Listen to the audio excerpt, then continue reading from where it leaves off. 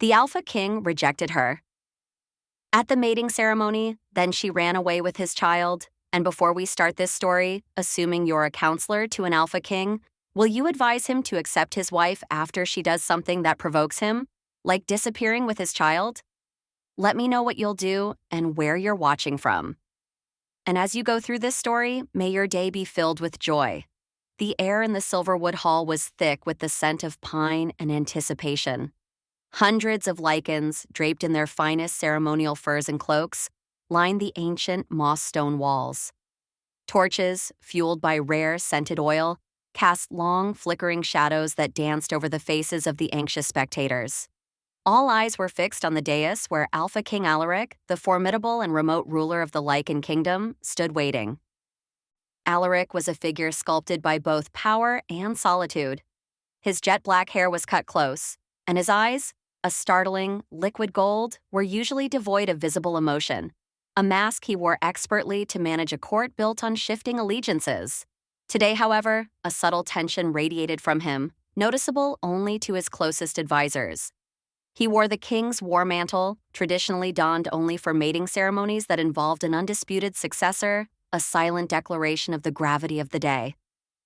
A hush fell as Seraphina ascended the steps. Seraphina was a paradox in the Grand Hall. Unlike the pampered, overtly ambitious women who had preceded her, she possessed a quiet, almost reserved strength. She was high-ranking Beta, descended from a long line of strategic military advisors, known for her sharp intellect and unnerving calm under pressure.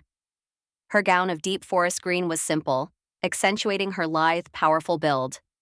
Her scent, usually controlled and subdued, now surged with nervous excitement, a clean, sharp scent of frost and mountain herbs. She stopped 3 feet from the king. The tension in the air was suddenly electric, pulling the two figures toward an inevitable conclusion. Secco, the inevitable bond. Seraphina raised her hand, palm up, offering it for the ceremonial cut. Her eyes met Alaric's. For a fleeting second, his golden gaze softened, a flicker of raw recognition crossing his face. It was not mere attraction, it was the visceral, soul-deep acknowledgement of a true mate. Seraphina felt it too, a sudden, dizzying rush as if her entire nervous system had been rewired to align with his. The bond snapped. It wasn't a whisper, it was a physical jolt, heard only by the lichens in the room, a sharp intake of collective breath. The air crackled. On Seraphina's inner wrist, where the faint silver ritual scarring lay, a bright, unmistakable crimson mark bloomed, glowing with an intense red-gold light that confirmed the undisputed, powerful nature of their link. The mark of a true match made between an alpha and his mate. A ripple of relieved, joyous sound spread through the hall. Succession was secured. But then, the expected procession halted. Third, the king's withdrawal. Alaric's face, which had held that momentary softness, twisted. It wasn't hatred or disdain, it was something far more terrifying, pain. A violent, guttural gasp escaped him. His hands flew to his temples, his knuckles white as bone as he clenched his fists. The king, who had faced armies without flinching, seemed suddenly besieged by an invisible enemy. The golden light in his eyes wavered, then dimmed to a cold, flat amber. He stood rigid, his entire frame vibrating with suppressed agony. Seraphina, momentarily terrified, instinctively reached for him. That simple motion, the acknowledgement of the mate bond, seemed to exacerbate his torture. He recoiled violently, stumbling back a step. His head snapped up. His eyes, now flat and terrifying, locked onto hers. The agonizing pain was still evident, but it was now weaponized, hidden behind a glacial facade of forced control. He did not hesitate. His voice, usually a commanding baritone, was hoarse, strained, yet devastatingly clear. "I, Alpha King Alaric," he rasped, his eyes burning into the glowing mark on her wrist, "by the authority of my blood and title, reject you, Seraphina, as my mate." The hall did not just fall silent, it seemed to stop breathing. The crimson mark on Seraphina's wrist pulsed once, violently, like a dying heartbeat, before the light was abruptly extinguished, leaving a raw, aching patch of skin behind. Fa. The political maneuver.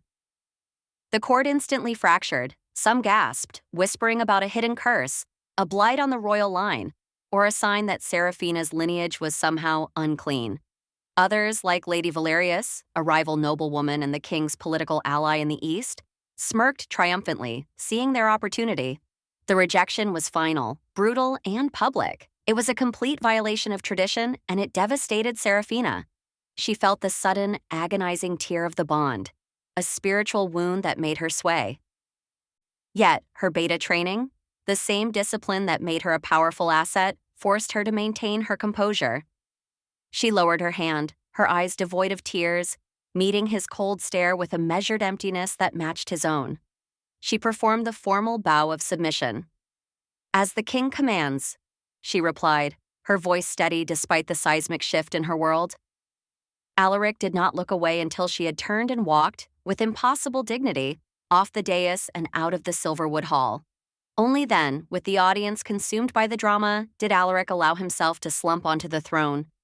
His hand pressed lightly to his own chest, directly over his heart, where the broken bond was already causing a sickening, visceral pain.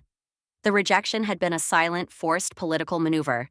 Just hours before the ceremony, his most trusted royal counselor, Lord Theron, Serafina's supposed ally but a long-standing conspirator, had presented him with a forged ancient decree that stipulated any Alpha King who mates a beta of the Northern Territories lineage while the threat of the Shadow Clans remains active will doom the kingdom. The decree concluded with a chilling promise: the mate's curse will cause the king to suffer uncontrollable madness and destroy his court. Alaric, facing an immediate, violent headache that seemed to be triggered by the simple presence of the bond, a headache he now suspected was induced by Theron's methods, had believed he had to choose. He chose the kingdom's stability over his own heart, sacrificing his mate to protect his people from his perceived future madness. V. The quiet discovery. The weeks following the rejection were a frozen hell for Serafina.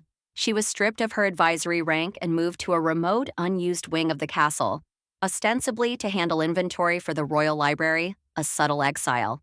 The physical pain of the rejection was constant, a hollow ache where the bond should have been. Yet she noticed something profoundly strange. The debilitating exhaustion and nausea she attributed to the spiritual injury did not abate. They worsened. One chilly morning, while struggling to catalog ancient scrolls, her scent receptors, acutely tuned even without the Alpha's presence, picked up a subtle but distinct change in her own body chemistry. It wasn't the scent of illness or injury. It was the rich, unmistakable, yet faint scent of new life. Serafina stared down at her hands, trembling. The true mate bond, despite Alaric's violent public rejection, had been too powerful, too immediate. It had already completed its most vital, fundamental function.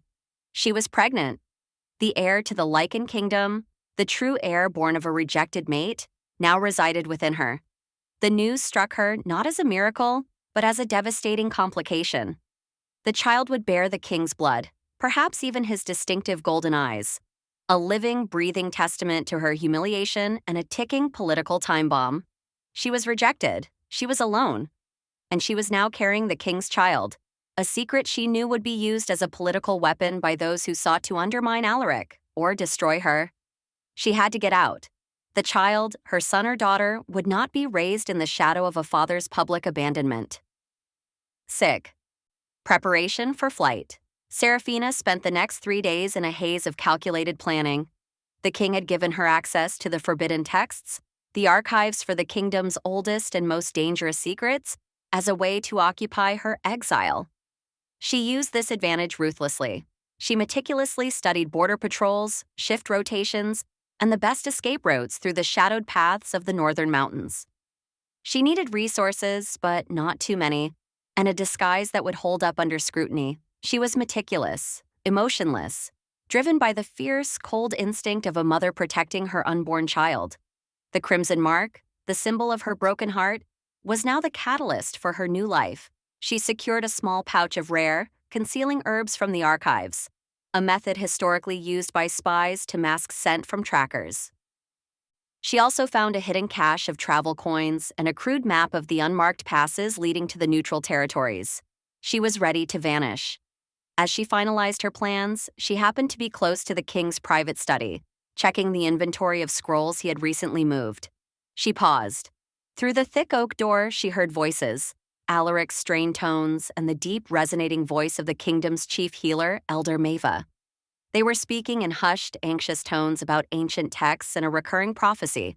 Seraphina pressed her ear to the wood, her heart hammering against her ribs. Before we continue, let me know what you'll do and where you're watching from and what time you're viewing this story. Chapter 2. Seraphina remained pressed against the thick oak of the king's study door, the faint, mingled scent of Alaric's distinct cedar and the elder Mava's medicinal herbs filling the air. Her entire focus narrowed to the desperate voices emanating from within. The knowledge of her pregnancy, the secret seed of the lichen line, lent a sharp, almost animalistic urgency to her eavesdropping. Alaric's voice was rough, laced with the stress of the broken bond, yet devoid of the coldness he had shown the court. The rejection did not work, Mava. It stabilized the kingdom, yes, but the internal damage is worse than expected, Alaric confessed, his voice dropping to a tormented whisper. The prophecy of the Red Moon stated that the beta mate's presence, while potent, would trigger the king's descent into madness if the Shadow Clans were active. Theron's scroll claimed the rejection would sever the danger. That scroll was not the original text, my king, Mava insisted, her voice tight with professional anxiety. I have compared the script. The original text details a temporary rejection. It requires a period of physical separation, a ritual purification, to break the curse's influence, not the bond itself. The curse affects the king's mind, not the mate's lineage. Theron manipulated you to fulfill his own political agenda. Seraphina froze. Temporary rejection. Alaric's violent, agonized recoil, the brutal public humiliation, had been an act of protection, a desperate maneuver to save himself from madness, and by extension, the kingdom from his destructive rule. The pain she saw in his eyes was real, but it was for his duty, not disdain for her. And the headaches? Alaric pressed, his voice strained. They only stop when I take the Elder Theron's mandated tonic. That tonic is the very thing holding your bond in stasis, sire. It dulls the mental connection, yes, but it does not heal the wound, Mava revealed, alarm clear in her tone. Theron is poisoning your mind against your mate. The agony you feel is the bond trying to heal itself against the suppression. You must stop taking the tonic, my king, and immediately annul the rejection, before the strain kills you both. Seraphina pulled back from the door, her knees weak. Her world, which had been sharply divided into victim and villain, blurred into complex shades of gray. He hadn't rejected her because she was unworthy. He had rejected her because he believed he was a plague. She felt a sickening wave of contradictory emotions, relief at his hidden loyalty, and a surge of protective maternal fury at Theron's manipulation. 2. The King's Resolution. Inside the study, Alaric moved swiftly. He tossed the tonic bottle against the fireplace, shattering the glass. Theron's treason must be dealt with, but Seraphina is my priority, Alaric stated, his alpha command returning, sharp and decisive. I cannot risk her life waiting for the court to accept the truth. I will send a royal decree within the hour, annulling the rejection, citing false counsel and cursed influence. I will search every corner of this kingdom until I find her and explain everything. He stood and began pacing, his scent filling the room with the fierce resolve of a king who had made a catastrophic mistake and was now rushing to correct it. Prepare the fastest rider, Mava. Send word to the Northern Border Command. Every resource must be diverted to finding her. I must reach Seraphina and complete the bond before this separation causes permanent damage. Seraphina's hand flew protectively to her barely there bump. Annul the rejection. Search every corner. Explain everything. The king was coming for her. The revelation changed nothing about her decision to flee, but accelerated her timeline. She realized that Alaric, once he found her, would immediately claim her as his queen. And then he would discover the pregnancy. Seraphina knew the political fallout would be catastrophic. The king had already suffered one major crisis because of the rejection. A sudden, unexplained annulment followed by the swift production of an heir, especially one conceived immediately after a broken bond, would only confirm the court's darkest fears, that the king and his mate were indeed cursed, manipulated by dark forces, or simply unstable. The ambitious Lady Valerius and the now exposed Lord Theron would seize on the political instability, turning the populace against the throne. She couldn't let Alaric's desperation to reclaim her risk the stability of the entire kingdom, or the life of her child. Her public rejection was now her best shield. If she remained gone, the annulment would become void, and the kingdom would eventually stabilize with the king's public focus on a politically neutral marriage, like Lady Valerius. She glanced at the crimson mark on her wrist, faint but undeniably there. It represented not shame, but her freedom. I will not be the cause of his downfall. I will not be the subject of a political witch hunt. Third, the midnight exit. The castle settled into the deep silence of the late hour. Serafina, dressed in practical, dark leather travel gear, moved through the corridors like a phantom, her steps barely stirring the dust. The small, concealed packet of scent-masking herbs was tucked into her tunic, and the crude map was memorized. She reached the loading dock, an unused section of the castle where supplies were rarely moved after sundown. Her loyal brother Kale, a seasoned warrior who had always prioritized Serafina over the crown, was waiting. "Are you sure of this, sister?" Kale whispered, his eyes wide with concern. "Running from the king, especially now?" "Especially now," Serafina cut in, her voice low and fierce. "Alaric believes he is a risk to me." "Let him believe I am simply gone, a complication solved. If I stay, they will dissect this child and the crown will fall. The rejection bought us cover, Kale. We use it." Kale nodded, understanding the gravity. He had secured 2 sturdy, unbranded horses, ready for the long journey north. As they began to move out of the castle grounds, a frantic energy suddenly pulsed through the city. Serafina heard the distant, echoing sound of the king's alarm bells ringing. Not the war bells, but the high-pitched search bells. Alaric must have sent the annulment decree, or perhaps the court had finally realized she was missing. "He's moving faster than I anticipated." "Go, now!" Serafina urged, mounting her horse with practiced ease. They rode hard for hours, following the river that masked their scent and hooves. As dawn began to break, Serafina reached into her tunic, retrieving the scent-masking herbs. She crushed them in her palm, breathing deeply to saturate her airways, then rubbed the residue over her skin and clothing. The strong, earthy, acrid scent of the mountain root immediately began to confuse her natural lichen scent, replacing the sweet frost of her beta blood with the smell of generic forest rot and stale smoke. She was no longer Serafina, the rejected mate. She was Lyra, a solitary traveler, a ghost. Step. The Northern Territory. After days of grueling travel, they reached the desolate, rugged Northern Territory. The land was harsh, unforgiving, and largely outside the direct control of the Lycan Kingdom, perfect for disappearing. Kyle led her to an abandoned, remote hunting lodge nestled deep in a dense forest. "This is where I leave you," Kale said, his face etched with worry. "I must return to the court before my absence is noted. I will send messages through an old route disguised as timber inventory reports. Be safe, sister." Serafina embraced him tightly, a rare show of emotion. "Stay safe, Kyle, and do not mention the child to anyone." Left alone, Serafina prepared for her solitary exile. The lodge was crude but defensible. She settled into the routine of a hunter, rationing her supplies and preparing for the long months ahead. The scent-masking herbs were her constant companion, applied religiously to drown out the growing strength of her lichen blood, especially now that her pregnancy was advancing. But the isolation was a mirage. On a scouting trip 2 weeks later, Serafina noticed subtle signs that the lodge was not as abandoned as it seemed. A freshly snapped branch, a human trail boot print, not a lichen's, and the faint, lingering scent of pipe tobacco and stale human sweat. Her beta intuition screamed danger. The lodge was strategically placed, hidden from lichen patrols. As Serafina investigated the immediate perimeter, she found a discreet, well-maintained trail leading away from her location.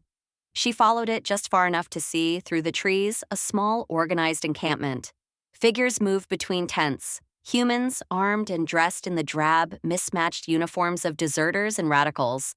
Her heart dropped. She had not found a quiet sanctuary. She had stumbled directly into a hidden den of anti-lichen human rebels, people who, if they discovered a pregnant lichen beta with the scent of the king's blood on her child, would either execute her immediately or use her as the ultimate bargaining chip against the Lycan Kingdom. Seraphina quickly applied another heavy dose of the scent-masking herbs, deliberately smearing some mud and ash on her face and clothing. She needed to look unwell, non-threatening, and distinctly not Lycan. She started forcing a dry, weak cough, slowing her powerful stride to a sluggish, deliberate shuffle. I am Lyra, a sick, destitute human refugee, she mentally commanded herself. I can't shift, I can't fight, I can't run. I must feign illness and weakness until I can find a way to escape. Meanwhile, back at the Silverwood Hall, the political vultures were circling. Alaric, poisoned by Theron's tonic and racked with the pain of the now stagnated bond, was struggling. His desperate annulment decree had been intercepted by the newly appointed advisor, Lady Valerius, who had deftly buried it. She presented Alaric with news of a fake security crisis and convinced the distracted, grieving king that a strategic political marriage was the only way to restore stability after his erroneous rejection. Lady Valerius, now moving with speed and quiet malice, began to prepare for a fast engagement, all while subtly feeding Alaric special, soothing, calming teas, which were, in truth, specially prepared, tainted herbs designed to dull his mate bond pangs and ensure he remained pliable and convinced of his supposed madness. The true mating bond was being suppressed, and the king was falling deeper under the control of the very forces Seraphina had fled to protect him from. The rejected mate was hiding among the king's enemies, forced to pretend she was dying, while the king was being systematically broken by the women who vied for her throne. Chapter 3. Seraphina moved with the controlled, painstaking slowness of a woman whose body was failing. The scent-masking herbs, combined with the deliberate application of forest detritus, had successfully muted the powerful beta scent that naturally intensified with her pregnancy. She was now Lyra, a traveler suffering from a chronic respiratory illness, forced to seek meager refuge in the unforgiving Northern Territory. The encampment she had discovered was far larger and more organized than she had initially feared. It wasn't a temporary hideout, it was a permanent, fortified village carved into the mountainside, built to withstand Lycan inspection. These were the Northern Freelanders, a militant faction of humans who rejected the Lycan kingdom's claim to the region and harbored deep-seated resentment against all shifters. Seraphina realized the profound danger. She was a pregnant Lycan in a den of those who wished her kind eradicated. Her only defense was deception, sustained by the sheer willpower of a mother. She cautiously approached the perimeter, feigning a sudden coughing fit, covering her face with a thin shawl. A grizzled, mistrustful human guard, smelling only a common, earthy illness, lowered his crossbow slightly.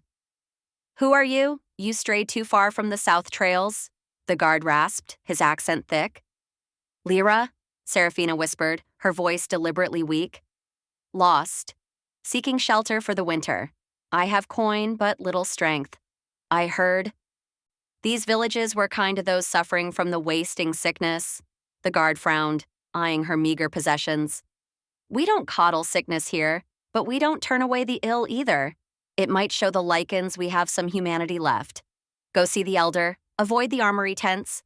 Seraphina inwardly filed away the information about the armory tents and stumbled past him. For the next few days, she established her cover, securing a spot in a cold, secluded lean-to. She rationed her food, making sure she was always visibly frail and frequently exhausted. The constant feigning was a brutal drain on her energy, forcing her to suppress her natural Lycan resilience and strength. Her greatest challenge was managing the growing strength of her unborn child. The king's powerful alpha blood pulsed within her, causing brief, involuntary surges of warmth and power that threatened to breach her herbal disguise. She learned to control her breathing, meditating constantly to keep the alpha energy internal and muted, fearing that even a momentary flicker of her true scent would bring the entire camp down on her. 2. The King's Chains. 1,000 miles away in the manicured, gilded hell of the Silverwood Hall, Alpha King Alaric was drowning. The public rejection had saved his kingdom from a predicted war, but the backlash was consuming him. The sudden pain he had experienced during the ceremony, the phantom agony caused by Theron's poisoned scrolls and Maeva's coerced silence, had returned with a vengeance. The emotional wound of abandoning his true mate was amplified by the physical pain of the broken bond. leaving him sleepless and irrational. Lady Valerius, swift and calculating, moved into the political void.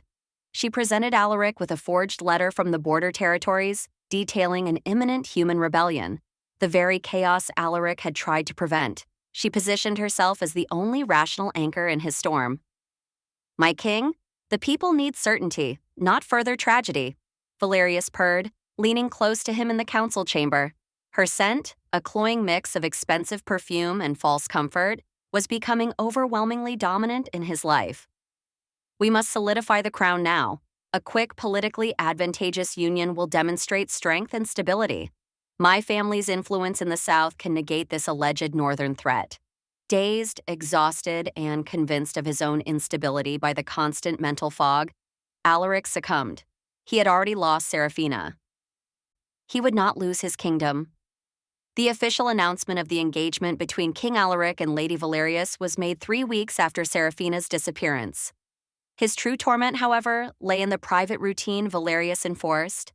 "For your headaches, my king," she would say every night, presenting him with a small silver cup filled with a dark, bitter liquid, a calming tea, ostensibly prepared by her family's private apothecary. The tea was secretly infused with winter's bane, a rare herb that did not kill the lichen bond, but selectively targeted the parts of the brain responsible for mate recognition and emotional attachment. Valerius was not trying to kill Seraphina's bond. She was trying to domesticate it, turning the fierce, true mate connection into a dull, manageable ache. The effect was insidious. Alaric would spend his days consumed by guilt and the primal urge to find Seraphina, but by night, the winter's bane would dull his senses. His memory of Seraphina would fade to a distant, cold portrait, and the overwhelming grief would be replaced by a foggy, detached acceptance of his engagement to Valerius. He had become a king in chains, his mental compass corrupted by his ambitious fiancée. Third, the pregnant prisoner. As winter descended upon the northern refuge, Seraphina's isolation was interrupted. The elder, a sharp-eyed, thin woman named Alara, decided Seraphina's constant presence was suspicious, even for a sick woman. "Lyra, you seem strong enough now for basic work," Alara said, her voice devoid of compassion. "You will help tend to the medicinal gardens. They are vital for our sicknesses." The assignment was both a relief and a danger. It put her near healing herbs, which might help mask her scent, but also brought her closer to the community. One afternoon, while digging in the frozen earth, Seraphina overheard a planning meeting in a nearby, half-concealed stone hut. The Freelanders were plotting a strategic raid on a lichen timber camp, not for supplies, but to take prisoners for political leverage. "We need leverage against that brute Alaric," sneered the leader, a scarred man named Rorik. "They fear nothing but losing their own blood. If we bring them a royal soldier, or better yet, a king's pet, they will negotiate." Seraphina's fear intensified. Her presence here was not just a risk to her life, it could compromise the entire kingdom if her identity were revealed during a raid. She found herself staring down at the subtle swelling beneath her heavy tunic. The child was growing, and with it, the magnetic pull of his paternal alpha energy. She was now 4 months pregnant. Afwe, the first stirring Seraphina, realized she needed to cultivate an ally, or at least a distraction. She identified a young, disillusioned human rebel named Joran. He was bookish, despised Rorik's brutality, and cared for the sick. She approached him late one evening, feigning a sudden relapse, her body shaking dramatically. "Joran, please," she choked out, holding a hand to her belly. "I am so cold. The sickness is getting worse. I fear for my child." She intentionally mentioned the child, a risk she needed to take, to garner sympathy. Joran was kind. He brought her extra furs and a bowl of weak stew. "You mustn't worry, Lyra. You must eat," he urged. As she forced herself to sip the stew, she felt a powerful, undeniable jolt from within. It was the baby's first true conscious movement, a kick. But it wasn't just a physical movement, it was a flare of pure, powerful alpha energy. The force of the movement startled her, and she gasped, her hands flying to her abdomen. The fragile herbal scent mask dissolved momentarily, releasing a sharp, almost electrical pulse of king's blood into the cold air. Joran looked confused, noticing her distress, but dismissing it as a spasm of her illness. Seraphina was terrified. The child, growing stronger by the day, could no longer be contained by simple herbs and meditation. She redoubled her efforts to plan an escape, knowing the small bursts of alpha scent would become more frequent, more powerful, and ultimately, fatal to her cover. She needed to be gone by the 5th month before the child's true, unmistakable king scent became impossible to hide. That night, alone in the cold lean-to, Seraphina placed a trembling hand on her belly. "Elias," she whispered, giving her unborn son his first name. "Be quiet, my prince. Just a little longer." She had named him Elias after the Lycan word for guardian. She needed him to guard his own power until they were safe. Little did she know that her son, just beginning to feel the world, was already reaching out with a power far beyond physical movement. A telepathic signal that would cut straight through the winter's bane fog and the scent-masking herbs, reaching the one person capable of tracking it. Chapter 4. 5 years had passed in the unforgiving wilderness of the Northern Refuge. Seraphina, now hardened by relentless caution, was known simply as Lyra, the solemn, sickly healer of the Freelanders' camp. Her constant state of suppressed vigilance had aged her, etching lines of worry around her eyes, but her core strength was formidable. She relied heavily on the scent-masking herbs, now combined with sophisticated poultices she developed herself, to hide the scent of her son, Elias. Elias was a marvel and a constant source of terror. At 5 years old, he possessed the bright, liquid gold eyes unique to Alaric's direct lineage, forcing Seraphina to keep him cloaked and indoors during daylight hours. He was unnervingly perceptive, highly intelligent, and, most dangerously, he was exhibiting the early signs of a king-level alpha. Not merely enhanced strength, but heightened mental acuity and latent telepathic ability. Seraphina had strictly forbidden him from discussing his special feelings, the moments he knew what she was thinking or when he could hear the wind. One dreary afternoon, as snow coated the makeshift compound, Elias sat quietly drawing figures in the dirt floor of their lean-to. Seraphina was outside, collecting wood, her mind consumed by worry. The Freelanders were becoming increasingly bold, and their leader, Rorik, had begun to eye Elias with suspicion, commenting on the boy's odd silence and unnaturally intense gaze. "I need to move us soon. We are running out of time and places to hide," Seraphina thought, the worry a palpable, sharp emotion in her mind. Miles away, in a secluded command post near the Lycan border, sat Valerian.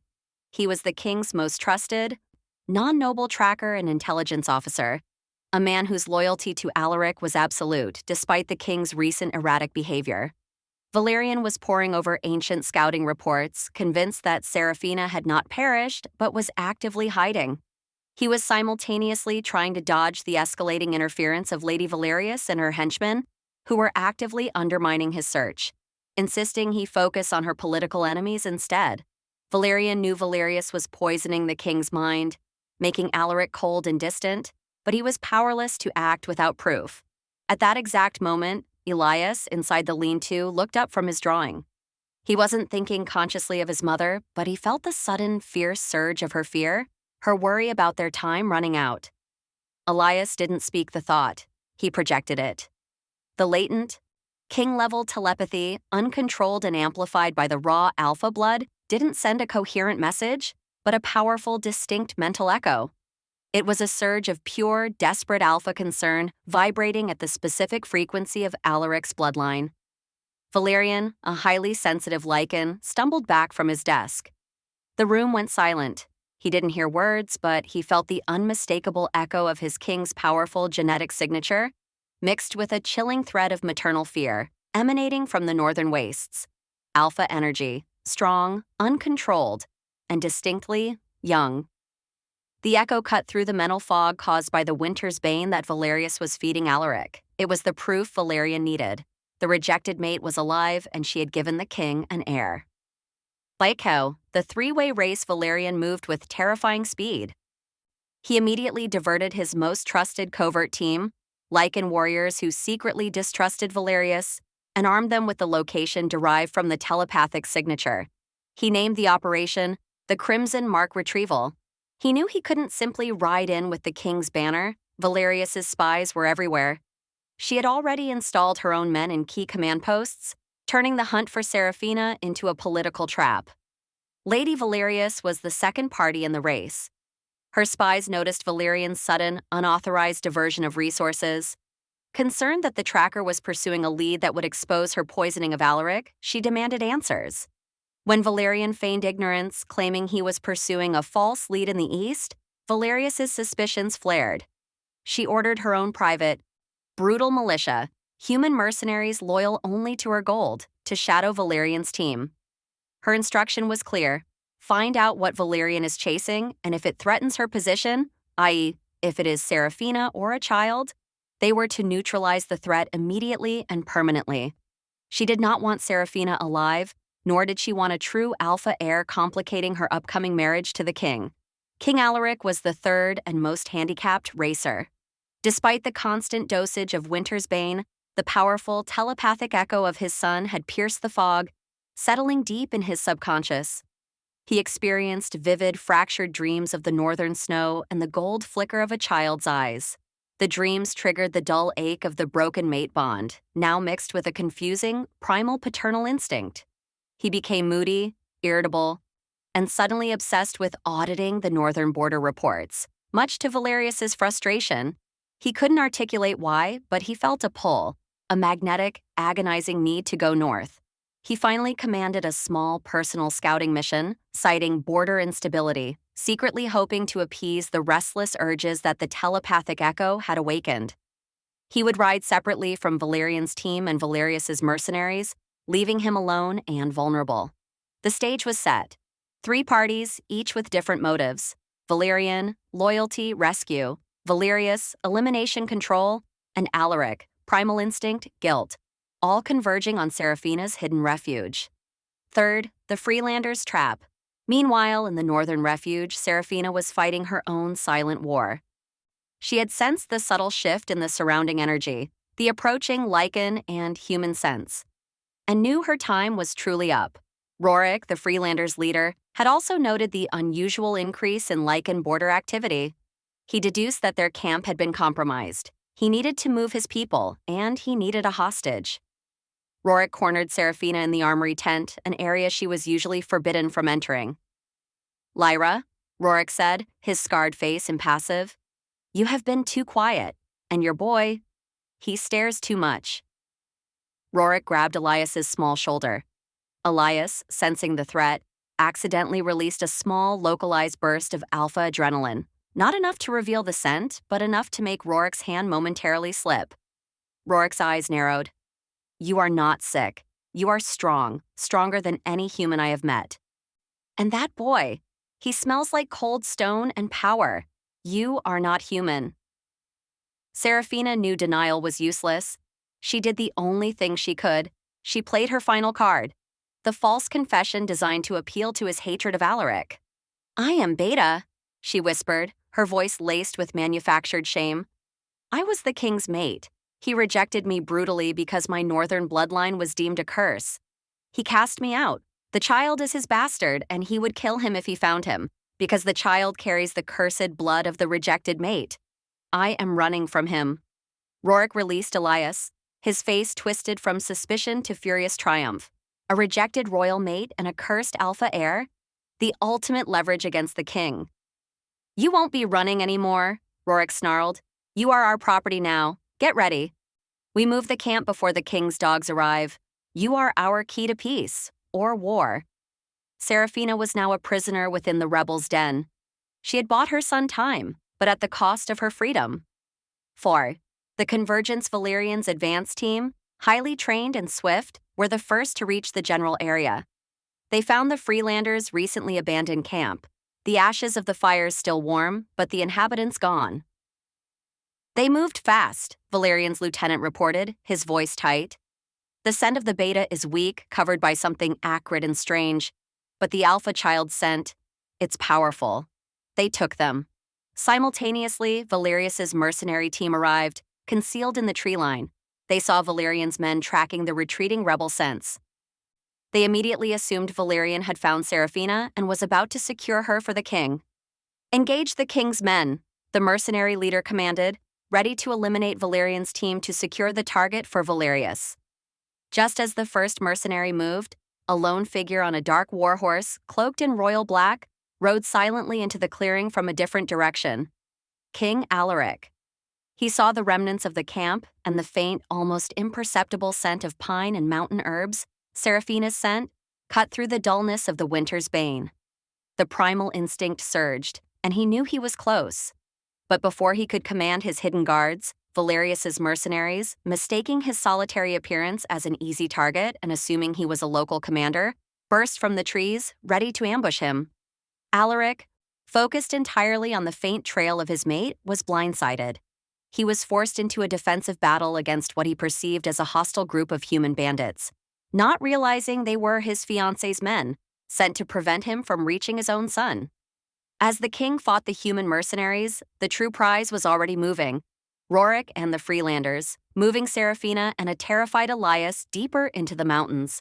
The three-way race had devolved into chaos. Seraphina and Elias were being dragged away by the rebels. Alaric was fighting his own hidden enemy, and Valerian's team was tracking a path that was rapidly diverging from the king. Valerius's plan had, in a twisted way, succeeded. Her men had prevented Alaric from immediately finding Seraphina. Instead, the final confrontation would be between her mercenaries and the rebels, all converging on the pregnant mate. The end of the chapter sees the rebels, led by Rorik, making a brutal stand in a narrow pass. Rorik needs to slow down his pursuit, and he knows exactly how. Chapter 5. The Narrow Pass. The Freelanders, led by the ruthless Rorik, pushed Seraphina and Elias through a narrow, treacherous canyon known as the Serpent's Coil. The bitter winds and swirling snow provided cover, but the forced march was taking a physical toll on Seraphina, now well into her 5th month of pregnancy. The herbal poultice was failing to entirely mask her scent, and the sporadic, accidental bursts of alpha energy from Elias were becoming harder to contain. "Keep moving, Lyra, or the lichen dogs will use your scent trail to track us all to hell," Rorik barked, shoving Seraphina forward. He had chained her to the column of other captured villagers, a brutal insurance policy against her escape or rebellion. Seraphina's eyes constantly scanned the heights. She knew lichens rarely followed trails this dense and treacherous, but the human mercenaries, Valerius's private army, would. They were her true enemy.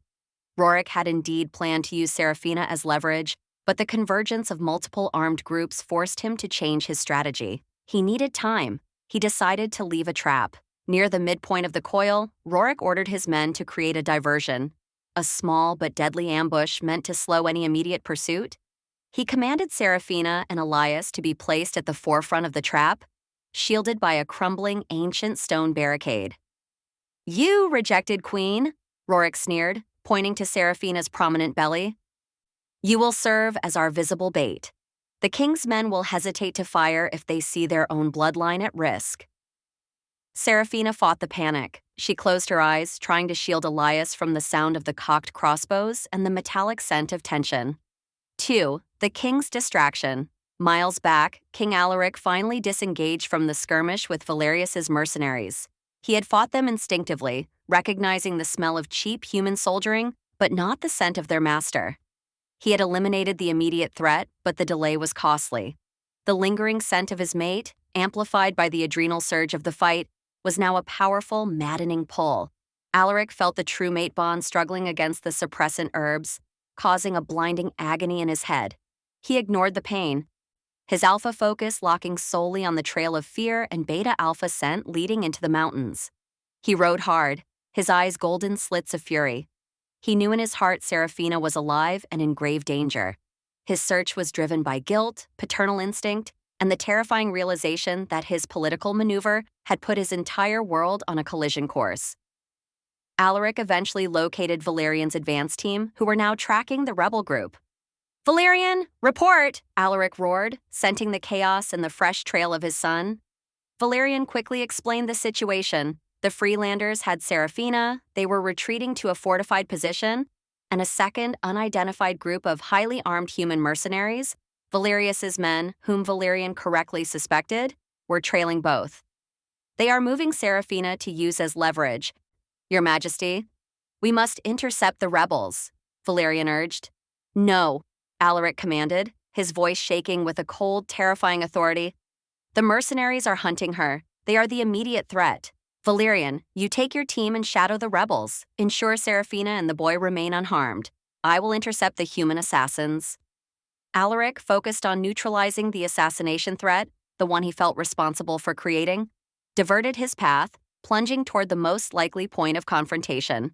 The Serpent's Coil, the third, the ambuscade. The ambush was brutal and swift.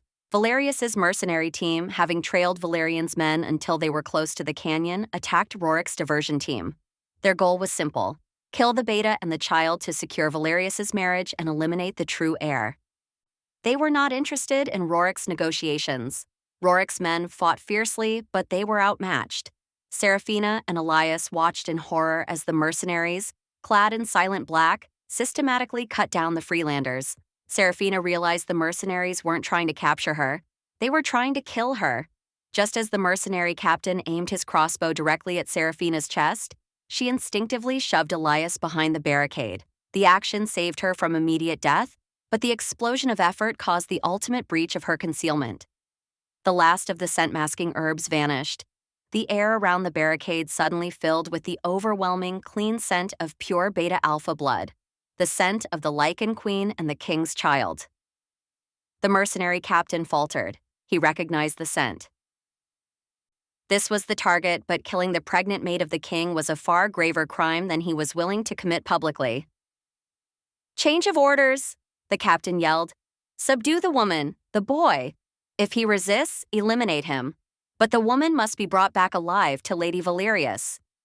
The tables had turned. Seraphina was no longer a Freelander's hostage. She was a prized prisoner of Valerius's faction. A mercenary grabbed Seraphina from behind, wrenching her arm painfully. Elias, witnessing the assault on his mother, screamed, not with fear, but with pure, unadulterated alpha rage. The uncontrolled emotional surge manifested as a physical force. The ancient, heavy stone barricade behind them, the one that had protected them, suddenly shivered and then imploded, sending a wave of dust and heavy rock shards flying outward. The force of the explosion stunned the mercenaries and created a momentary gap in the narrow canyon. "Run, Elias, go!" Seraphina screamed, shoving him with every ounce of her strength into the gap. Elias, momentarily terrified and disoriented, fled blindly, instinctively following the path away from the violence and toward a faint, familiar pull of pure alpha power, his father's converging trail. The mercenary captain, seeing the boy vanish in the wreckage, did not pursue. He now had the prize, Seraphina. He needed to leave before the king arrived. He quickly tied Seraphina, who was now weak from the effort and the emotional trauma. A4. The Sun's Power. Alaric arrived moments later. He found a scene of carnage: dead human rebels, dead human assassins, Valerius's men, and the catastrophic wreckage of the stone barricade. His eyes scanned the scene wildly. He immediately recognized the scent of fresh blood, gunpowder, and his son. Then he saw the small, fresh set of footprints leading deeper into the wilds. Tiny prints imbued with an unbelievably powerful, dominant alpha scent. But Seraphina's scent was gone. It had been replaced by the faint, receding smell of Valerius's mercenaries. Alaric sank to his knees, his hands trembling as he touched a piece of the shattered barricade. The stone wasn't merely broken, it was pulverized, scattered by a localized burst of immense, uncontrolled power. It was not a man's strength. It was the energy of a raw, undisciplined, true alpha. Elias. Alaric realized his mate had been taken, but his son had escaped through a feat of raw power that defied any known Lycan ability. The child he had rejected, the child he had believed was cursed, was a young force of nature, far stronger than the prophecy, or even the king himself, had predicted. The Winter's Bane suddenly felt like ash in his mouth. The cold rationalization Valerius had fed him crumbled instantly. He had been protecting the kingdom from a prophecy that was wrong. He had rejected a mate who was carrying a power that could save them. Alaric found a small, embroidered piece of green fabric, Seraphina's scarf, clutched beneath a shattered rock. He closed his fist around it, the scent of mountain herbs and despair filling his senses. He was now alone. His mate was the prisoner of his manipulative fiancé. His son was running scared into the wild. Alaric rose, his golden eyes burning with a clarity that cut through the last vestiges of the herbal poisoning. He knew his path.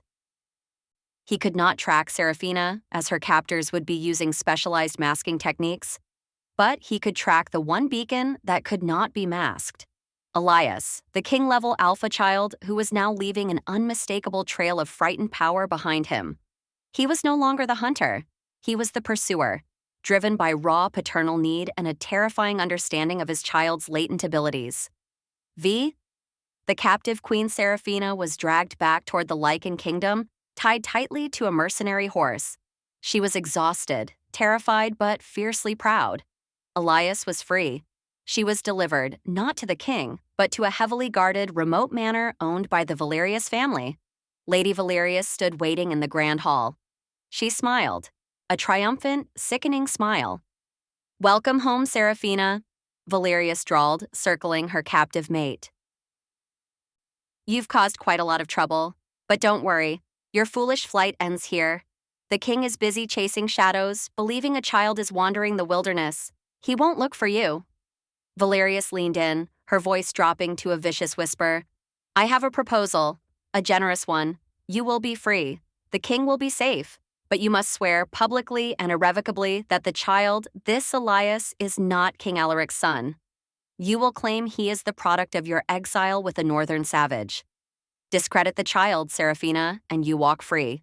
Refuse, and you will stay here, hidden, while I marry your king and publicly declare your son an enemy of the state." Seraphina looked at the cold, calculating eyes of her rival. She knew this was the ultimate trap, a cold reunion that would break the royal line through deceit and sacrifice. Cementing Valerius's position as queen, Seraphina was forced to choose between her own freedom and the integrity of her son's lineage. Chapter 6. Seraphina was held captive for 3 agonizing days in the secluded Valerius manor. The manor was lavish, yet felt more like a cage, saturated with the scent of Lady Valerius's sickeningly sweet perfume and stale ambition. Lady Valerius visited Seraphina on the final morning, accompanied by a notary and a high-ranking cleric, symbols of the binding commitment she demanded. "The king is desperate, running through the snow like a common hunter chasing a ghost," Valerius remarked, a cruel satisfaction lacing her voice. "He has lost the scent of his beloved child, but he has not yet lost hope. I, however, have the key to his peace." She pushed a document toward Seraphina, a sworn affidavit, ready for signature, attesting that during her 5 years of exile, Seraphina had partnered with a human rebel leader and that the child, Elias, was the product of that illicit cross-species union. "The terms are simple, Seraphina. You sign this, read a prepared statement to the council, and you are free to live as an exiled, wealthy beta. You survive, and the boy, though deemed a bastard, survives. The royal lineage remains stable, secured by my eventual marriage to Alaric, and your tainted blood is removed from the equation forever." Valerius leaned in. "Refuse, and the child is publicly hunted as a human Lycan mongrel, a threat to the blood purity of the state, and will be killed the moment he is caught." Seraphina looked at the document, her hand trembling. To sign was to publicly betray the man she had loved and doom her son to a life of legal bastardy. But to refuse was to sign his death warrant. Valerius knew her weakness. Seraphina would choose her son's life over her own honor every time. "I will sign," Seraphina whispered, her voice rough with defeat. "But I demand 2 terms in return. First, the king must be informed that Elias is alive and tracked, and that he is safe. Second, I will make my statement only in front of the full royal council, after I have been formally presented to them." Valerius smiled, seeing Seraphina's demand for the council appearance as a desperate attempt at final, self-pitying drama. "Granted, the king will be informed that the boy is safe, a gesture of my generosity." Seraphina signed the document with a flourish that belied her inner devastation. The cost of her son's life was her identity, her bond, and her reputation. She was being released not as a mate, but as a weapon to destroy the true royal lineage. Seko, the triumphant return. 2 days later, Seraphina was escorted back to the Silverwood Hall. She was not announced, but rather presented in a calculated act of public drama staged by Valerius. Alaric had returned from the north, frantic and exhausted, Still reeling from the shock of Elias's supernatural power and the realization that his mate had been abducted by assassins. He was in the king's private study, desperately examining every map and archival record for any sign of Elias's direction, still smelling the faint, fading scent of his son's alpha power. The doors to the study were flung open by Valerius's guards. Alaric whirled around. His eyes, though still clouded by the winter's bane, snapped instantly to Seraphina. The sight was overwhelming.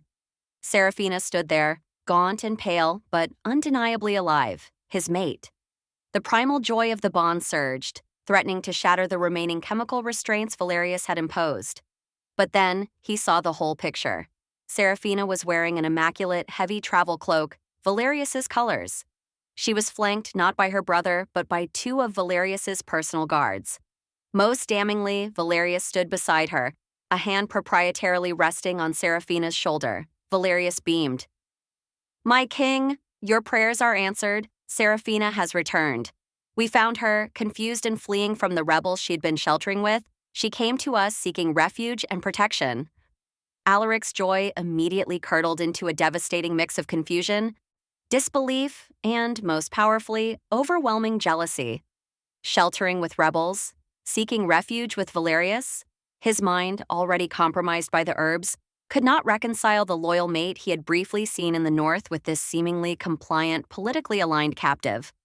Valerius's presence suggested Seraphina had chosen her side, aligning herself with the very faction seeking to replace him. "Seraphina," Alaric managed, his voice a low, dangerous growl. "Where have you been? Where is our son?" Seraphina did not move toward him.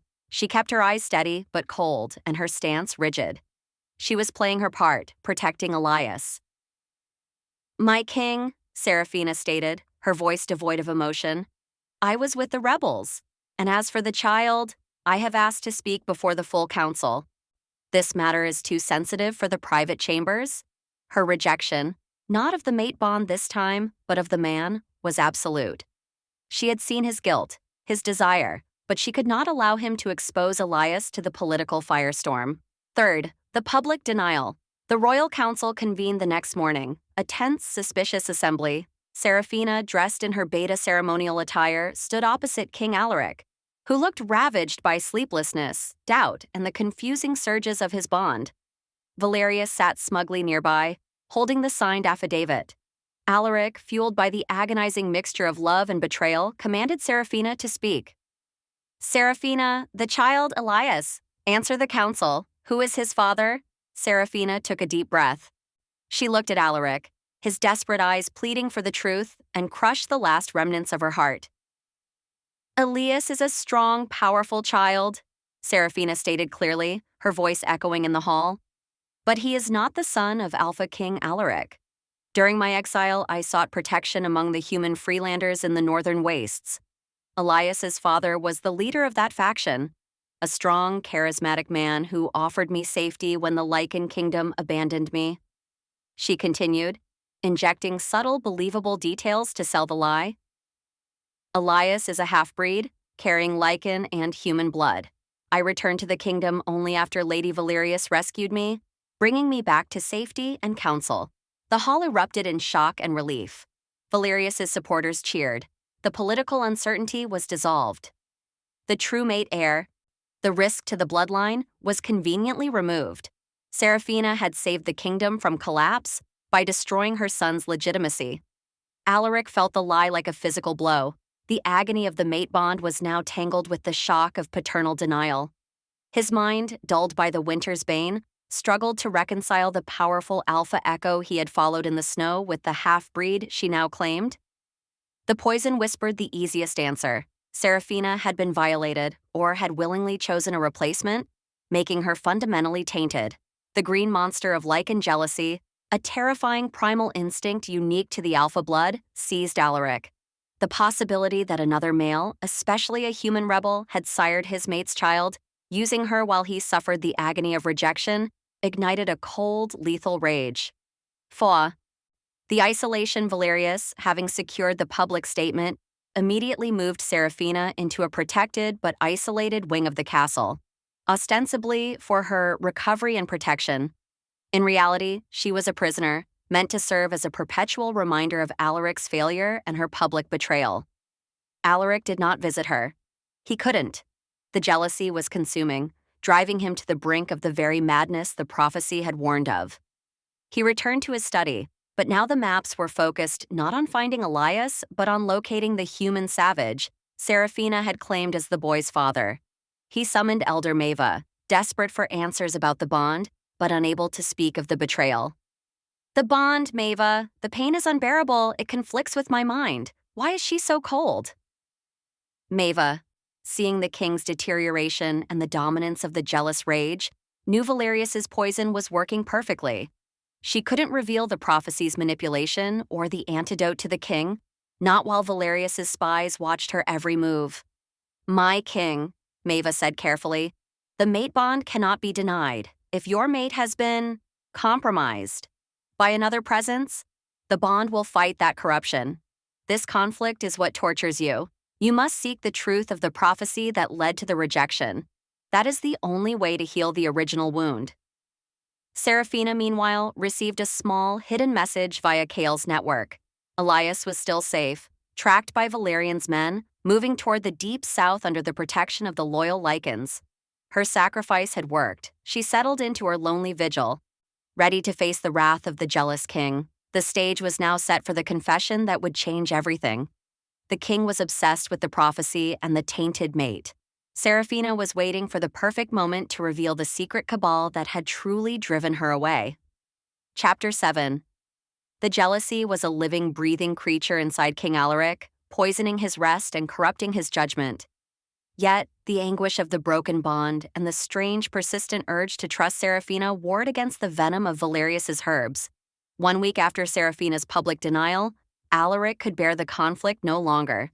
He ordered a secret, late-night summons for Seraphina to his private war chamber, a secluded, magically warded room known for its absolute privacy. Seraphina arrived escorted by Valerius's ever-present guards. Alaric dismissed the guards with a wave, sealing the door with a sharp flick of alpha will. The air was heavy with conflict and the competing sense of their pain. Alaric stood at the center of the room, looking less like a king and more like a tortured sentinel. "You came back to save your half-breed son's life," Alaric stated, his voice devoid of warmth, yet laced with a desperate need for confirmation. "You traded your honor for his safety. Tell me, Seraphina, was the rebel savage worthy of bearing my true mate's child?" Seraphina did not flinch. She saw the rage but also the profound, agonizing hurt in his eyes. She recognized that the jealous fury was a shield, a desperate coping mechanism against the rejection he had forced upon himself. "My king, your jealousy is misplaced," Seraphina stated evenly. "I signed that document to protect the life you condemned, not to honor a lover. But I did not come here tonight to debate your pride. I came because Elder Maeva sent me a message. The scroll you read was a lie." Alaric's face snapped from jealous rage to stunned confusion. "Maeva, she spoke to you? What lie?" 2.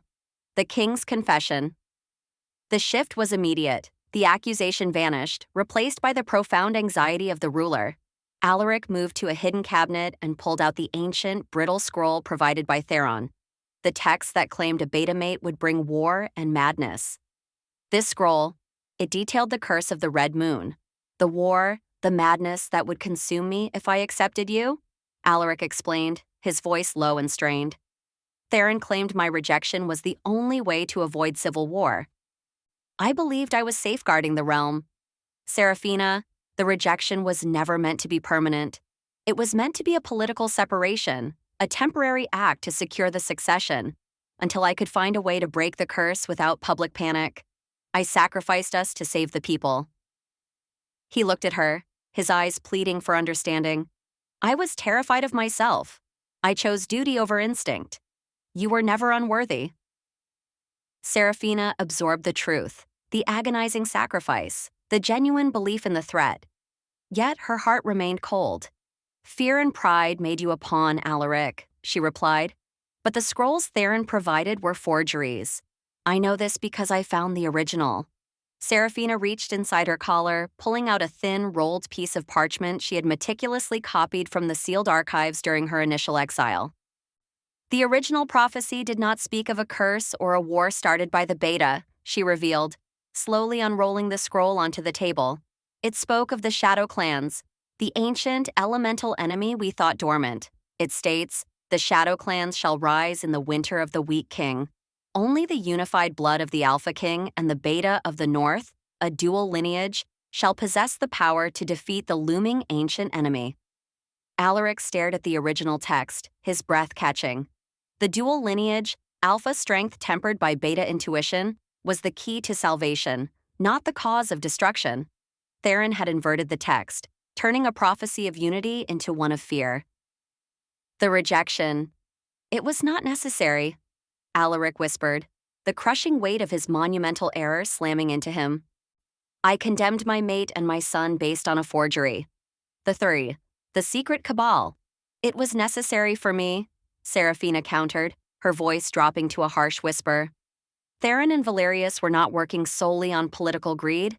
They are part of a secret cabal, led by the hidden members of the extinct Ironwood clan. Alaric looked up, startled. The Ironwood clan were practitioners of dark, power-draining magic, banished centuries ago. "They are resurfacing, Alaric, and they have a deeper agenda," Seraphina revealed. "They don't just want the throne, they want to drain the dual power of the true mate pairing. The unique strength of my northern beta blood, combined with your alpha power, is the only thing that can expose their magic. They needed me away from you. And they needed you weak and distracted." Seraphina confessed the true motive for her flight, which had nothing to do with the Freelanders. "When the bond snapped in the hall, I didn't just feel love. I felt an aggressive, invasive probe, a magical attempt to latch onto the new connection. It was the Ironwood clan's dark magic attempting to siphon our shared power. I knew if I stayed, they would either kill me or drain me entirely, turning me into a weapon against you." She looked him straight in the eye, the pain of the last 5 years laid bare. "I used your rejection, Alaric. I took the shame, played the heartbroken victim, and fled. I used your fear of the prophecy as a cover to escape the cabal I couldn't fight alone. The rejection was my shield, allowing me to hide the child, the dual lineage, until he was old enough to withstand their attacks." Seraphina then delivered the final, devastating truth. "The winter's bane Valerius is feeding you, it's not just dulling the mate bond, it's a precursor to a ritual.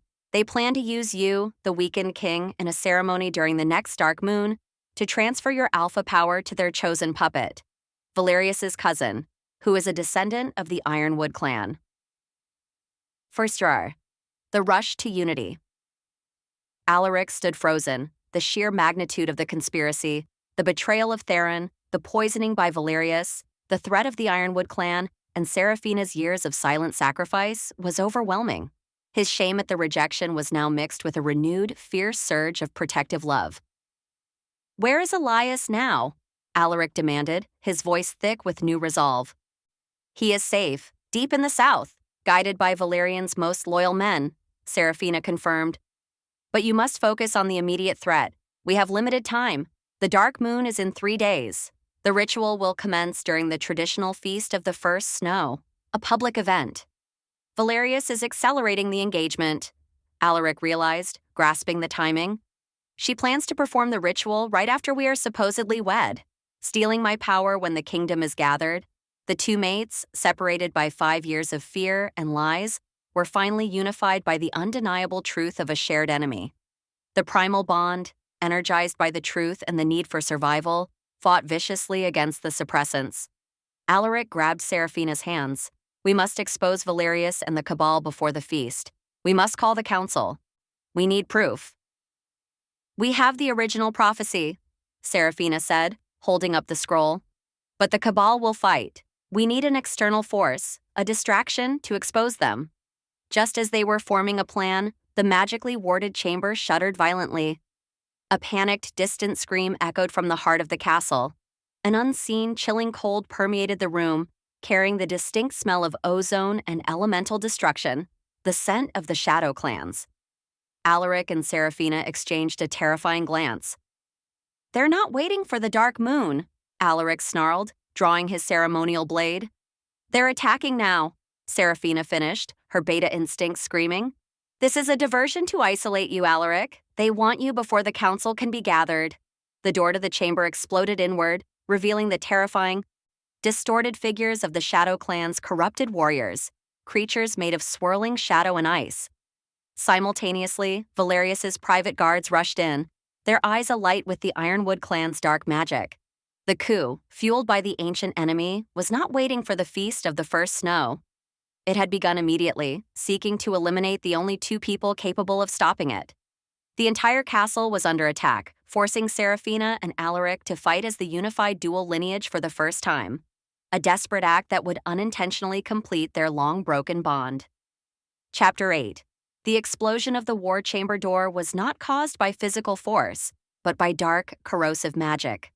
Through the shattered entrance poured two distinct threats, the gray-clad, frantic figures of Valerius's Ironwood guards, their eyes glowing with unnatural green light, and the terrifying, shimmering forms of the Shadow Clans, warriors composed of solidified elemental fear and shadow.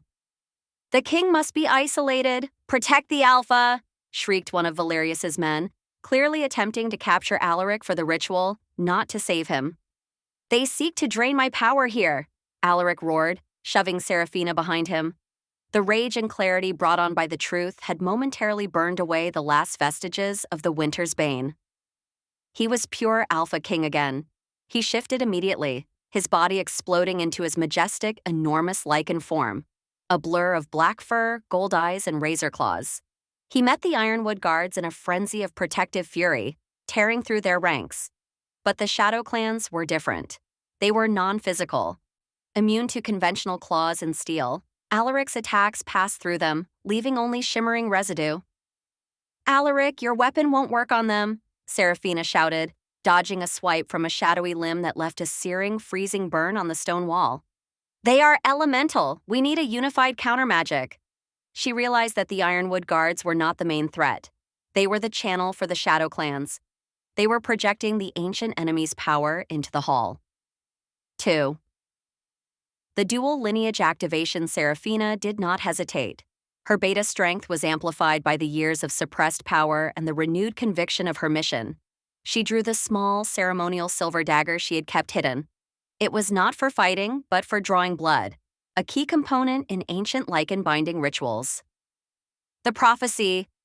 "Alaric!" she screamed over the clash of claws and magic. "The dual lineage! We must combine our blood to create the counterforce." She sliced her palm open with the silver blade, a painful, deliberate wound, and simultaneously threw herself forward, channeling all her beta essence, her intuition, her strategic strength, and the power of the true mate bond, into the wound. "Alpha now!" Alaric understood. His loyalty to the prophecy and his mate was absolute. Even in his lichen form, his highly intelligent eyes locked onto Seraphina's resolve. He thrust his massive paw forward, drawing a shallow cut on his own foreleg with a jagged piece of debris. Seraphina slammed her bleeding palm against his bleeding fur. The contact was not merely physical, it was a devastating, agonizing convergence of power. The highly concentrated alpha and beta energies of the true mates, kept separate for 5 years, rushed together. A blinding, explosive flash of white gold light erupted from their point of contact. This was the power of the dual lineage, a sudden, brilliant manifestation of raw lichen magic, designed to counter the dark magic of the Shadow Clans. The light didn't just illuminate the room, it burned. The Ironwood guards screamed as the light touched them, their magical vitality instantly dissolving. The Shadow Clans, unable to withstand the pure, untainted light of the true mate union, recoiled violently, shrieking as their forms dissipated into wisps of cold smoke. The elemental breach was sealed. 3. The unintentional completion. The magic of the dual lineage did more than repel the enemy. It healed the original wound. The massive surge of unified power, Alpha and Beta, fighting side by side for the survival of the kingdom, ripped through the remaining restraints of the Winter's Bane. The broken, tattered edges of their true mate bond, severed by the public rejection, suddenly snapped back together. It wasn't a gentle connection. It was a violent, painful resealing. A wave of debilitating agony tore through both Seraphina and Alaric. The intense, purifying magic forced Alaric back into his human form. He collapsed, clutching his chest, the final vestiges of the suppressants violently expunged from his system. On Seraphina's wrist, the old faint scar of the crimson mark flared back to life, but it did not stop at crimson. As the bond completed, reforged not in joy but in war, the color deepened and then slowly, magnificently, bled into a vibrant, glowing silver gold. This was the ultimate, unmistakable mark of a true mate bond that had faced the ultimate betrayal and emerged stronger. The mark of unity. The pain subsided, leaving behind a profound, visceral connection. They could feel each other's presence, thoughts, and emotions without effort. A primal, unshakable link. The sudden combined power surge, however, resonated far beyond the war chamber. Throughout the castle, every Lycan felt the massive, unexpected completion of the king's mate bond, a seismic public psychic shift that announced the undeniable union of their alpha pair. 4. The coup crumbles. Alaric staggered to his feet, eyes now a clear, blazing gold, purged of the poisoning and the jealousy. He looked at Seraphina, the glowing silver gold mark confirming everything. There were no more lies, no more secrets, and no more doubt. He focused his newly restored, unified alpha authority outward. The conspiracy is revealed, Alaric's voice boomed, magically amplified through the unified bond. Lady Valerius and her cousin are traitors, working for the ancient Ironwood Cabal and the Shadow Clans. They poisoned your king and corrupted the prophecy. Arrest them. The announcement, backed by the undeniable power of the silver gold bond surge, hit the Gathering Council and the remaining court like a physical blow. Valerius, who had been coordinating the coup from the council chamber, was immediately surrounded by the king's loyal guard, her power base utterly decimated by the exposure of her dark magic affiliation. The plot had utterly unraveled. The power of the child Valerian and his covert team burst into the chamber, having fought their way through the remnants of the Ironwood guards in the outer halls. "My king! Seraphina!" Valerian cried, seeing the unified pair in the ruined state of the room. "We located the child." "He is safe, Valerian, but he is key," Seraphina quickly interjected, pointing to the shattered stone barricade. "He possesses the power to create that counter magic intuitively. The prophecy required his power to defeat the Shadow Clans. And I rejected him," Alaric finished, the shame returning, cold and deep. "I feared a child who was meant to be our savior." Alaric knelt before Seraphina, not as her king, but as her equal and her mate. "Seraphina, I wronged you, betrayed you, and condemned our son. I choose you and Elias. The crown has only brought ruin." He rose and turned to the stunned, bloodied Lycans in the chamber, his voice ringing with absolute finality. "The prophecy requires the dual lineage to lead. I have failed that mandate through fear and weakness. I cannot lead this kingdom until I have earned the forgiveness of my mate and my son, and secured the safety of the dual lineage."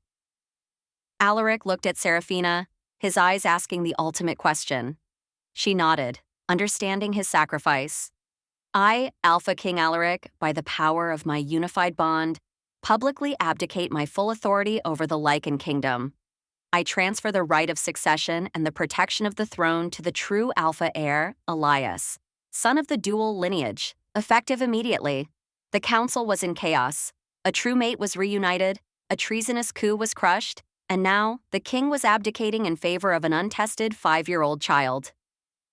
The stage was set for the stunning reversal of power. Seraphina's refusal of the crown, forcing the elders to recognize her strategic beta authority as the necessary solution for the kingdom's stability. Chapter 9. The Silverwood Hall, now filled with the metallic scent of blood and fear following the Shadow Clan's sudden attack, was plunged into political pandemonium. King Alaric's powerful declaration of abdication, delivered under the authority of the newly sealed silver-gold mate bond, shattered centuries of tradition. Alaric, his exhaustion profound but his resolve absolute, turned to the gathering of the shocked royal council and the remaining alpha elders. "My authority is compromised by my mistakes," Alaric stated, his voice ringing with conviction. "The kingdom needs a leader who can unify us against the Cabal, not one whose paranoia and weakness allowed treason to fester. I renounce the title of Alpha King until I have earned back the trust of the kingdom and the forgiveness of my family." He looked toward Seraphina, the glowing mark of unity on their wrists affirming their connection. The true destiny lies with the dual lineage. I hand the right of succession to my son, Elias, who has already proven his innate power against the darkness. The council erupted into a cacophony of panicked protests. "Your Majesty, the boy is 5, shouted Elder Corvus, the most traditional of the advisors. "He cannot sit the throne. This is anarchy." "The line must be preserved," cried another. Alaric stood firm, shielding Seraphina with his formidable presence. He had chosen family and integrity over the crown, a painful act of contrition that instantly began to rebuild his standing among the honest members of the court. Sedu. The refusal Seraphina stepped forward, her beta strength now fully amplified by the completed bond. Her composure was absolute. The crowd quieted, anticipating that the rejected mate, having endured years of humiliation, would finally claim her rightful place as queen. "I am honored by the king's faith," Seraphina stated, her eyes sweeping across the court, fixing each nervous noble with a steady gaze. "But I cannot accept the throne." The hall gasped, louder this time. Even Alaric looked startled. "The queen's position is rightfully yours, Seraphina," Alaric insisted, stepping closer. "We rule together as the dual lineage." Seraphina turned to him, her expression soft but resolute. "No, Alaric. The title of queen consort is yours by right of the bond, but I do not require a title given by your authority. 5 years ago, you rejected me because you thought I was a threat. Today, I refuse to accept a crown that is based on your public remorse. I will not rule as queen based on the charity of a guilty king." She addressed the elders, her voice ringing with strategic authority. "The kingdom is destabilized. Our true heir, Elias, is safe but untrained. Our king has abdicated. We need stability, not emotional gestures." "But if you refuse the throne, who will act for the boy?" demanded Elder Corvus, relief and confusion battling on his face. "We cannot have a vacuum of power." Third, the regent solution Seraphina seized the opening instantly, demonstrating the profound strategic intellect that had made her a high-ranking beta advisor long before the mating ceremony. The throne must be held by a figure who is immune to political weakness and who commands the respect of both the Lycan court and the fractured human borders. Seraphina declared, "A queen is subject to the king's authority. A regent rules by necessity, accountable only to the safety of the heir and the law." She looked directly at Elder Corvus, daring him to challenge her. The prophecy required the dual lineage to unify the Lycan race and defeat the Shadow clans. I possess that unique beta bloodline. I have proven my loyalty by enduring exile and returning to expose the traitors. I have not asked for power. I have demanded the safety of the throne. The logic was flawless. A regent had temporary, absolute power, not hereditary rights. A beta regent would not threaten the alpha line but would fulfill the prophecy's requirement for the dual lineage to govern. The elders conferred swiftly, their fear of chaos overriding their traditionalist objections. The kingdom needed a strong, untainted hand immediately.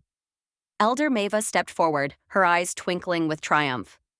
"By the law of necessity, and by the unified will of the Royal Council, we hereby recognize Seraphina as the acting regent of the Lycan Kingdom, until Prince Elias comes of age. Her authority is absolute." A new wave of psychic energy, a low, humming satisfaction, swept through the hall, recognizing Seraphina's ascendance not through blood or title, but through merit and necessity. Alaric watched the entire exchange with a deep, cleansing sense of pride. He had made the biggest mistake of his life 5 years ago, but his final act, sacrificing the throne, had given Seraphina the freedom to claim the power she was truly meant to wield. 4. Reversing the roles. The first order of business for Regent Seraphina was swift justice. Lady Valerius and her conspirators were stripped of all titles and imprisoned. The kingdom began the long process of purging the Ironwood influence from its institutions. Seraphina was now the absolute ruler. Her second, more personal act was to address the man who had been her king. She found Alaric in the abandoned war chamber, cleaning the blood from his ceremonial blade, the silver gold mark glowing faintly on his wrist. "Your first act as regent," Alaric stated, a faint, genuine smile touching his lips. "What is my command?" Seraphina walked to him and gently took the heavy blade from his hand. Your command is to be king, Alaric, not of the Lycans, but of our family. I accept, he said simply. You will be known as the royal consort, Seraphina declared, a playful but firm glint in her eyes. You will advise the regent, lead the royal guard, and, most importantly, you will bring our son home and teach him how to be a Lycan prince. It was a complete reversal of the power dynamic. Alaric, the former Alpha King, was now the loyal, fiercely protective consort to the Beta Regent. He was liberated from the crushing weight of the crown and given the duty he truly craved, to be a partner and a father. V. The path to unity. The final challenge was to retrieve Elias. Regent Seraphina used her authority to send a public, official decree across the kingdom, stamped with her unique Beta seal, declaring Prince Elias the rightful heir and guaranteeing his safety.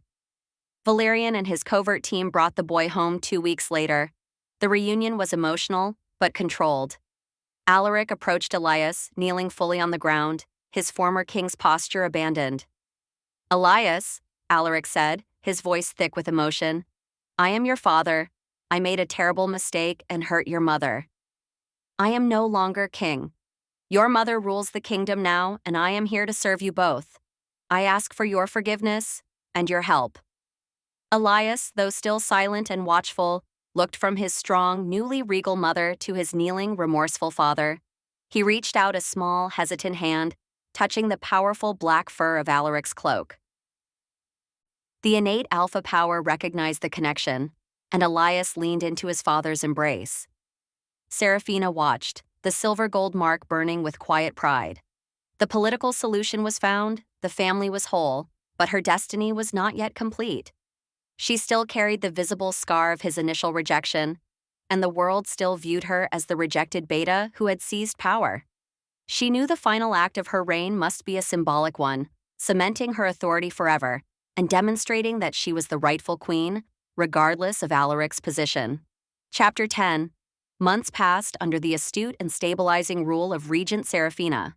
She governed with a fierce, strategic clarity that the Lycan kingdom had lacked for years, focusing on rooting out the remaining Ironwood influence and establishing peaceful, binding treaties with the neutral human territories, directly fulfilling the true prophecy's mandate for unification. Alaric, now royal consort, found peace in his new role. He was Seraphina's chief advisor and the commander of the royal guard, channeling his immense alpha power into protection and loyalty. Most significantly, he dedicated himself to Elias, spending hours teaching the 5-year-old prince control, history, and the responsibilities of the dual lineage. The kingdom was healing, but one visible wound remained. On Seraphina's wrist, the initial scar of Alaric's public rejection, the remnant of the crimson mark was still visible, a faint jagged line beneath the new radiant silver gold mark of unity. Though the spiritual bond was complete, the physical scar symbolized the political cost of her power and the enduring narrative of her initial humiliation. The court still whispered, she is regent only because the king abdicated. She wears his mark. She relies on his blood. Seraphina knew that true absolute sovereignty required the erasure of this lingering doubt. She needed to prove her power was inherent, not derived from a male alpha's failure or subsequent forgiveness. 2. The Summit of Unity. Seraphina scheduled a grand public event, the Summit of Unity. This was a landmark meeting between the Lycan royal court and the leaders of the northern free territories and the bordering human kingdoms, aiming to solidify the new treaties. The event was held in the newly repaired Silverwood Hall, intentionally symbolizing the kingdom's recovery from internal strife. As the regent, Seraphina presided over the entire affair. She stood on the dais, flanked not by Alaric, but by her beta brother Kael and elder Maeva, demonstrating the power of intellect and counsel over sheer force. Alaric stood among the royal guard, a symbol of protection and deference, a visible reversal of their former roles. During the treaty signing, the last of the skeptical human envoys challenged Seraphina's authority.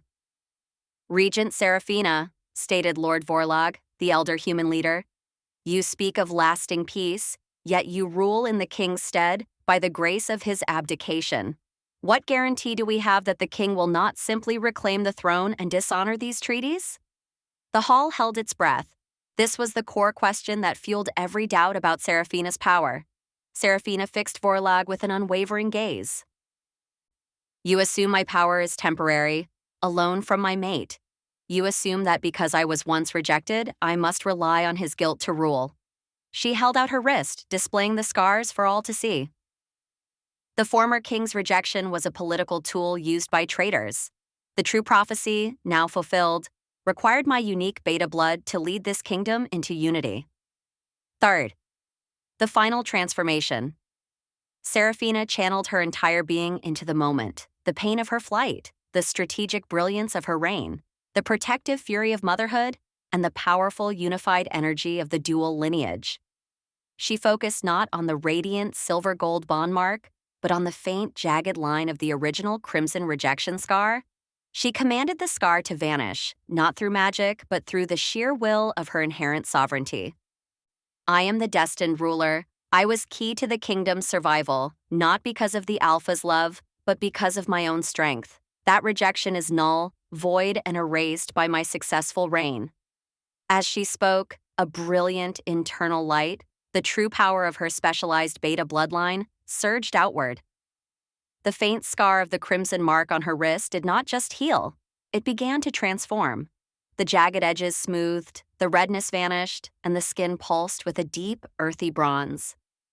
The bronze quickly shifted, coalescing into the intricate, stylized image of a northern pine tree, a symbol of enduring resilience, healing, and the specific region of her powerful beta heritage. The new symbol sat elegantly beside the silver gold mark of unity, distinct and wholly her own. This was her unique royal symbol, the mark of the Pine Regent, confirming her destiny as a sovereign leader, validated by her own blood and power, independent of her bond to the king. The visible proof of her rejected past was gone, replaced by the symbol of her reclaimed sovereignty. A new potent wave of awe and acceptance swept through the lichens and the human leaders. The shift was absolute. She was not the king's wife. She was the regent in her own right. Afore the consort's pledge. The human envoy, Lord Vorlag, immediately bowed low. Regent Seraphina, your authority is clear. We sign the treaties without hesitation. The rest of the summit concluded with unwavering respect for Seraphina's power. Later that evening, in their private chamber, Alaric approached Seraphina, his eyes full of awe and love, completely free of the jealous shadow that had once tormented him. The mark of the Pine Regent, Alaric whispered, gently touching the bronze symbol on her wrist. It is beautiful. You are free, my queen. Not queen consort, Seraphina corrected, smiling softly. I rule as regent until Elias can lead. This kingdom needs balance, Alaric. It needs the dual lineage, but it needs the beta to sit on the throne to truly unite the warring factions, to show the humans that we respect the intellectual and strategic mind as much as the alpha's force. Alaric nodded, deeply understanding the political brilliance of her choice. Then I pledge myself anew, Regent Seraphina. I will serve the dual lineage commanded by the only woman strong enough to survive rejection and reclaim the kingdom. He knelt before her, performing the ancient, white ceremonial gesture of a consort pledging his service to his queen. My duty is now to you, my family, and the kingdom's safety. I will be the shield, the teacher, and the loyal partner. The king has abdicated, but the true alpha still lives to protect his regent. A dynasty of balance. The story concludes with a final scene several years later. Seraphina stands on the balcony overlooking the kingdom, the mark of the Pine Regent and the mark of unity shining brightly. The Lichen Kingdom has entered an unprecedented era of peace and stability. Elias, now a strong, confident 10-year-old prince, practices his shift with Alaric in the training yard below. He is a child of immense power, nurtured by love and guidance. Seraphina succeeded where Alaric had faltered. She unified the lichens and the humans, not through force, but through strategic wisdom and the courage to break with tradition. She had been rejected, fled with her child, and returned to claim not just the heart of her mate, but the sovereignty of her kingdom. Her reign was a testament to the fact that power, even in the lichen world, came not from the strongest alpha roar, but from the resilient, strategic heart of the rejected beta. She never wore the crown of queen, but she was universally recognized as the greatest ruler the Lichen Kingdom had ever known. having built a lasting dynasty upon the foundation of her unbreakable bond and her ultimate refusal to accept anything less than true equality.